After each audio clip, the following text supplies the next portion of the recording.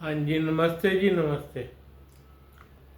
मैं भाग की भूमि से हर्षवर्धन आपका स्वागत करता हूँ और अपने उन सैनिक भाइयों को सलाम पेश करता हूँ जो हमारी रक्षा में दिन रात तय किए हुए हैं। भाई मेरा आज का व्लॉग है उन लोगों पर जिन्होंने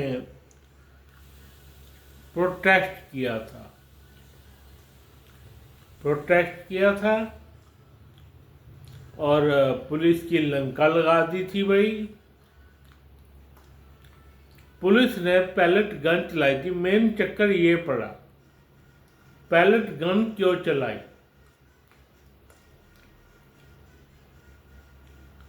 भाई एक बात है, जब भी हमारे देश में प्रोटेस्ट होता है तो उनको वाटर गन छोड़ने की अनुमति है, रबड़ की गन छोड़ने की अनुमति है और डंडे मारने की अनुमति है। वे जान से नहीं मारना किसी को। आखिरकार तो प्रोटेस्ट करना किसी बात पे, किसी भी बात पे किया हो, चाहे वो गलत हो, लोग जो प्रोटेस्ट कर रहे हो, जो कि दूसरे विपक्ष की मान रहे हो, भाई उनको मानना जुर्म है। और क्या कहते हैं, विपक्ष के कहने पे क्या विपक्ष को मार दोगे? जब विपक्ष को नहीं मार सकते तो बेचारे उन प्रोटेस्ट करने वालों का क्या कसूर? उनको मार नहीं सकते भी। हाँ, उन पर आज मैं कुछ बताऊंगा। क्या कहते हैं, अपनी गवर्नमेंट को क्या हो चलाना चाहिए। हालांकि गवर्नमेंट को पता है, पर मैं फिर भी उनसे रिक्वेस्ट नहीं, हक से ये कहूँगा कि आप गलत है अगर पैलेट गन चलाते हैं तो। आप गलत हैं यदि AK-47 चलाते हैं तो। AK-47 हमारे देश के उन वीर जवानों को देनी चाहिए, पुलिस के जवानों को।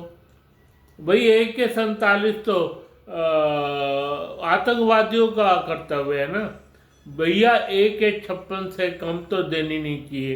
खैर वो एक दूसरी बात हो जाती है, वो बाद में फिर कभी उस पर बात करेंगे। आज की बात चल रही है कि पैलेट गन और AK-47 जैसी राइफलें चलाई जा रही हैं प्रोटेस्ट पर।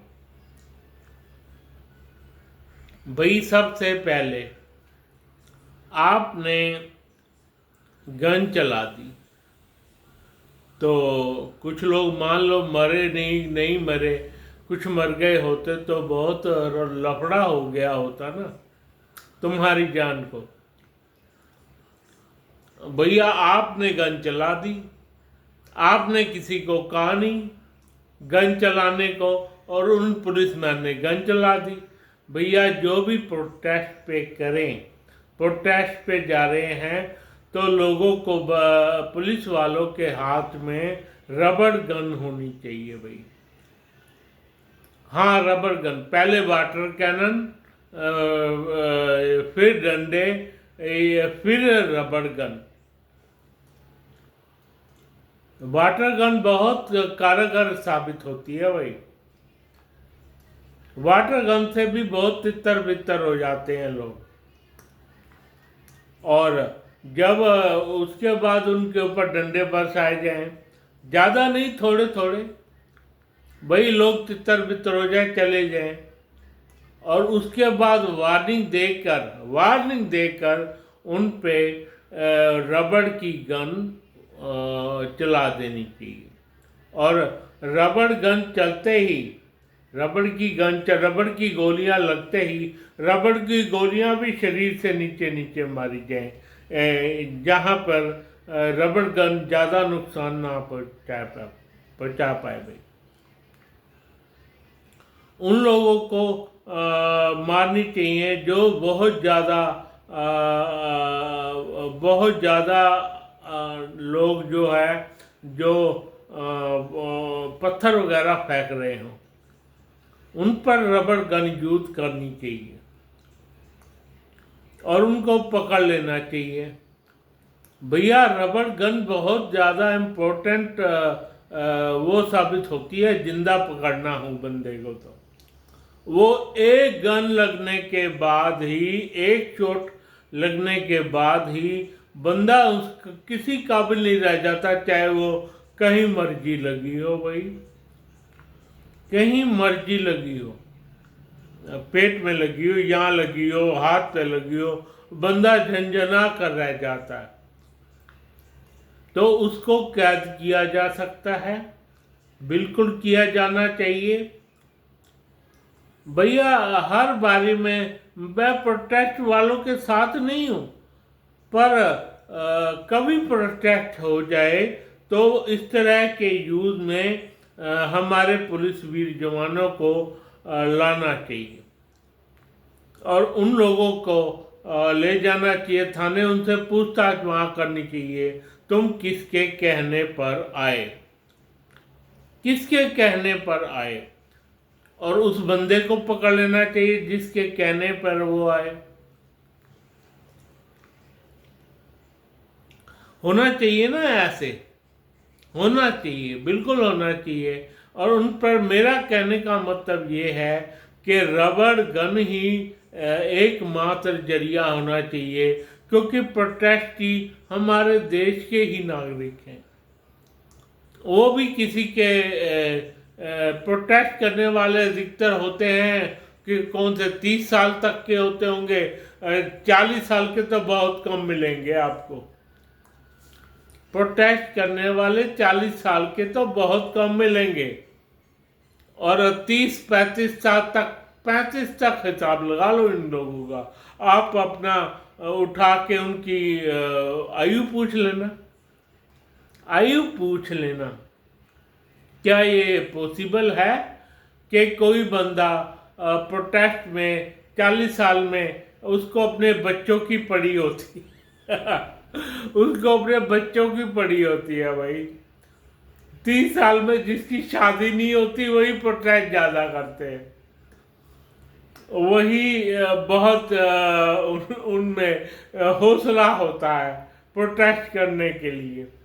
बहुत जानी मानी 25 साल 30 साल तक भैया इसकी हद मियाद है, और 35 साल बस, उससे ऊपर नहीं कर सकता कोई, क्यों उसको काम ही इतने होते हैं। उसको अपने बच्चों का देखना होता है, उसको अपनी बीवी का देखना होता है, उसको बहुत से काम होते हैं करने के। मेन ये 3-4 अपने माँ बाप का देखना होता है भैया। ये सब देखने के बाद वो प्रोटेस्ट करने के लायक नहीं रहता भाई। आदमी प्रोटेस्ट करने के लायक रहेगा, आप बताओ। तो प्रोटेस्ट प्रोटेस्ट सिर्फ 30 साल तक ही बच्चे करते हैं, बच्चे करते हैं। अब और बड़ा लगा लो 30 साल तक, या जो राजनीति करता हो, बस राजनीति में जाना चाहता हो वो प्रोटेस्ट करेगा, और वो ज़्यादा से ज़्यादा 35 का हो सकता है। 35 के लोग भी बहुत कम मिलेंगे। जो 25-30 के लगेंगे ना, मिलेंगे, हमने ये कर दिया, हम ये कर देंगे, हम यो कर देंगे, क्योंकि उन बेचारों को अकल तो होती नहीं क्या कौन क्या कर रहा है क्या नहीं। या विपक्ष वाले जो संसद में बैठे होते हैं, या फिर विपक्ष वाले जो राज्य में संसद में बैठे होते हैं, वही विधानसभाओं में बैठे होते हैं भैया, वही प्रोटेस्ट करवाते हैं। सच मान लो मेरी बात, वो उन लोगों के ही पक्ष में जो बात रखनी होती है। ऐसे करेंगे, ये कर देंगे, वो कर देंगे भैया। उन बच्चों को इकट्ठा वही लोग करते हैं हिंदुस्तान में। तो भैया आप कितना प्रोटेस्ट कर लोगे, कितना वो मार लोगे भैया। इस तरह से उन पर अगर गोलियां चलती हैं तो मारे जाएंगे, बेकार काम हो जाएगा। वो किसी भी गवर्नमेंट के लिए बेकार काम हो जाएगा। ये काम मोदी जी ने थोड़ा अच्छा किया कि उनको प्यार से समझाने की कोशिश की, उनको प्यार से समझाने की कोशिश की हमारी गवर्नमेंट ने। कोई भी नेता हो प्यार से ही बात करते रहे, प्यार कर लो, ये कर लो, वो कर लो, कोई भी मतलब नहीं है, नहीं बनता, कुछ भी समझाने लायक बात कहते हैं तो भैया अब जो है अगर गोली चल जाती, विपक्ष तो यही चाहता था ना, गोली चल जाए, बंदे मर जाए, विपक्ष की से कोई मरे, वो तो चाहते हैं 3-4 बंदे मर जाए, हम और प्रोटेस्ट करें और तेज हो, ताकि अगली बार नंबर हमारा आए बैठने का। भैया ये बहुत खतरनाक बात है। जब 15 साल होने को है विपक्ष को, वो ऐसी हरकतें करेगा जरूर, वो ऐसी हरकत करेगा जरूर राजनीति में आने के लिए।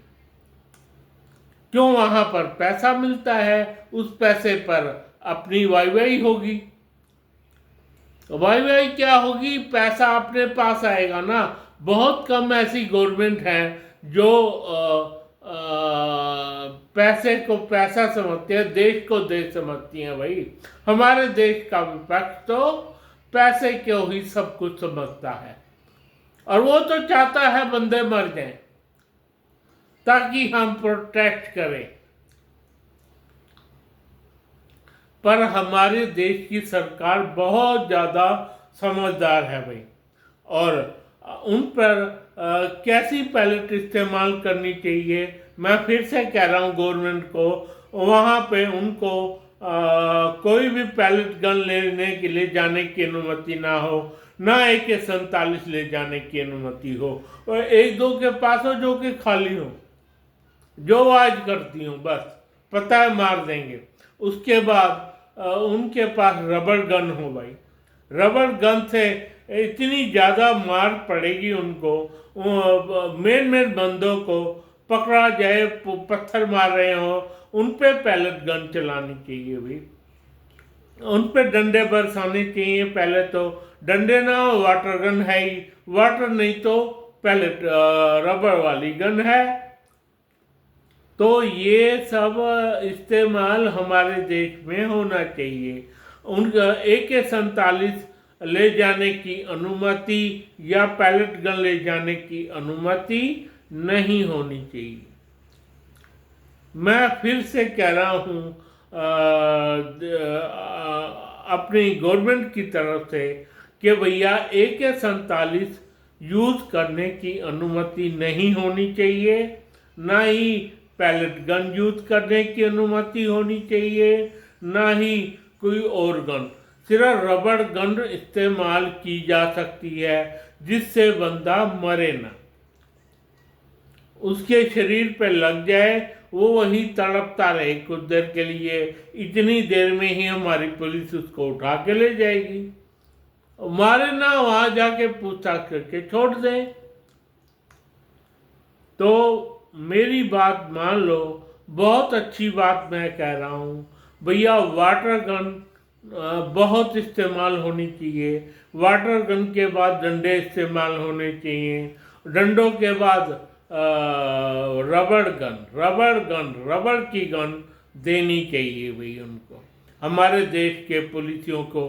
जो हमारे आसपास जो लोग रहते हैं वो रबड़ की गन, सिर्फ उन लोगों पे गन इस्तेमाल की जानी चाहिए जो के बंदे मारते हों, छुप जाते हों, जिनको मारने की अनुमति सामने से मिल रही होगी। भाई इसको ख़त्म कर दो, बहुत तंग कर लिया इसने। वहाँ पैलेट गन उसको अकेले बंदे को मारना है तो ख़त्म कर देना, ख़त्म करने के लिए भैया तू तो जा, और तूने बंदे मारे हैं। मेन जब वो बंदा मारता है, 1 2 3 4 बंदे मारता है, तो उसको मारने की अनुमति बिल्कुल पैलेट गन होनी चाहिए या AK-56 होनी चाहिए उसको मारने के लिए बस। अगर प्रोटेस्ट हो रहा है तो वहाँ पर वाटर गन, डंडे और रबड़ गन। मैं ये बात बार बार समझा रहा हूँ अपने देश की पुलिस को और अपने देश के हालांकि उनको सब कुछ पता है, जो सरकारी आदमी होता है, कि कैसे रबड़ की गन चलाई जाती है भाई। ठीक है ना। फिलहाल मैं अपने देश के सैनिकों को सलाम पेश करता हूँ और जो उन पे ये सलाम पेश करके मेरे को कहता हूँ उनको मुझको लाइक करे, सब्सक्राइब करे। धन्यवाद।